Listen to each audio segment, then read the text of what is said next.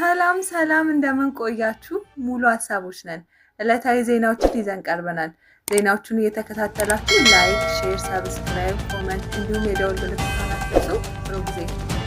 በሳዑዲ አረቢያ በአስቸጋሪ ሁኔታ ውስጥ የነበሩ ከ1000 በላይ ኢትዮጵያውያን ወደ ሀገራቸው ተመለሱ። የኢጋድ ቀጠናዊ ሰላም ደህንነት ስብሰባ በአዲስ አበባ እየተካሄደ ይገኛል። ዩክሬን ከሩሲያ ጋር የ30 ቀን የተኩስ አቁም ስምምነት ለመቀበል ዝግጁ መሆኗ ተሰማ።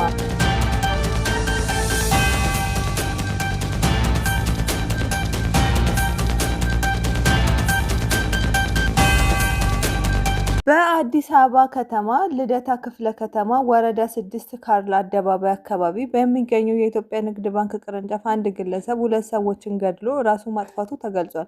ድርጊቱ መጋቢት 2 ቀን 2017 ዓ.ም የፍቅር ጥያቄን አልተቀበልሽም በማለት በቅናት የተፈጸመ መሆኑን የአዲስ አበባ ፖሊስ ኮሚሽን ሕዝብ ግንኙነት ኃላፊ ኮማንደር ማርቆስ ታደሰ ገልጸዋል።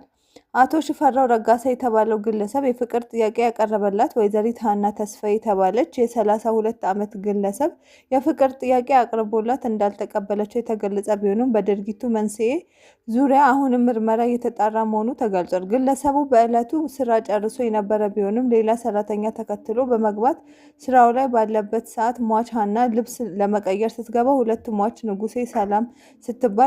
ሁለተኛ ሟች ንጉሴ ሰላም ስትባል በመመልከት ከምሽቱ የጥበቃ ሰራተኞች የጦር መሳሪያ በመቀበል ግድያ መፈጸሙን ገልጿል።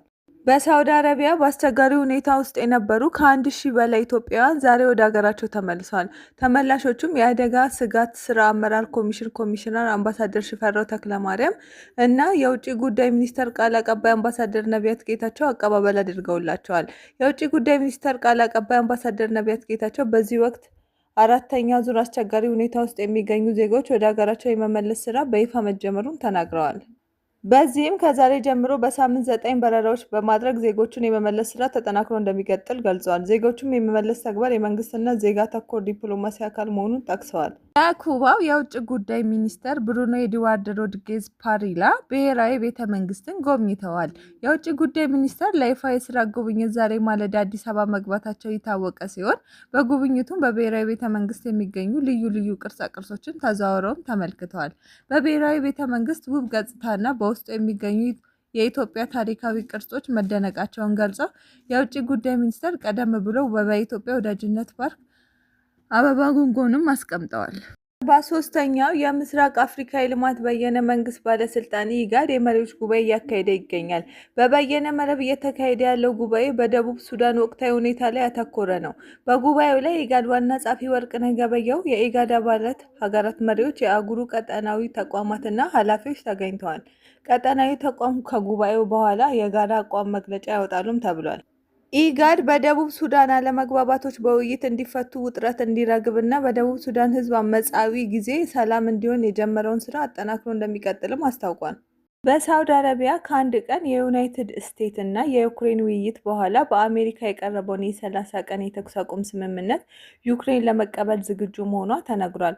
የዩናይትድ ስቴትስ የውጭ ጉዳይ ዋና ጸሐፊ ማርኮ ሩቢዮ ይህንን ሀሳብ ለሩሲያ እንደሚቀርቡና አሁንም ኳሱ በእጃቸው ውስጥ ነው ሲሉ ተደምጠዋል። የዩክሬኑ ፕሬዝዳንት ቮሎዲሚር ዜሌንስኪ እንዳሉት ሩሲያ በአዎንታዊ ሀሳብ እንድትስማማ የማሳመን ድርሻ የዩናይትድ ስቴትስ ብቻ ነው ብለዋል።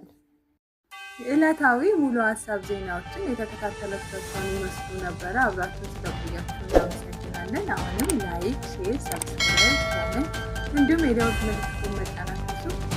ሰላም።